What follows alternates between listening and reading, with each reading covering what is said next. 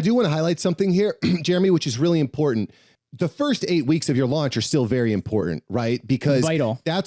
It's absolutely crucial. And I was working with a client the other day and they're like, hey, my show is live. I just don't have any episodes yet. Or they had like one episode and I was like, nah, you see, you got it.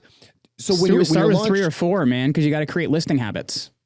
Yeah, exactly. 3 or 4. And then because as soon as you launch your show, for me, you go from, you make this transition from being in your production phase to your promotion phase. Yes. And like you said, that is the most common misconception. People are like, if I make it, they will come. And you got to get in there. You got to DM. You got to. It's not happening, Kevin Costner. It is not happening, Kevin Costner. If you build it, they will not come. Right. So you got to do it right. All right, cool. So you've taken this time. You're sending out thousands of DMs to get eyeballs and ear holes. So I did the same thing on Facebook too. And I got to, I think the number was about 500 and they just like shut you off. You're like, you cannot send this link to anyone anymore. So I'm like, okay, so I guess that's the end of that. So I moved from there to then I had built a small email list. I think it had like 700 people on it.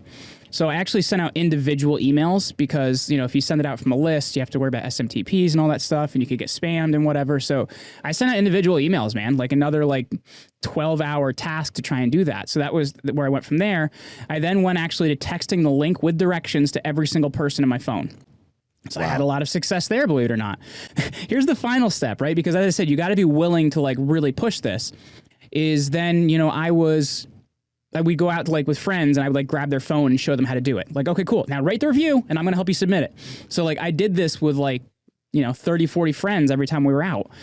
And within that first kind of initial 2 weeks, I had garnered 64 reviews of my new podcast. So to me, I knew 64 reviews means I got a lot more subscribers than that, right? Because you're going to have a percentage of people that fall off and just don't do that other step.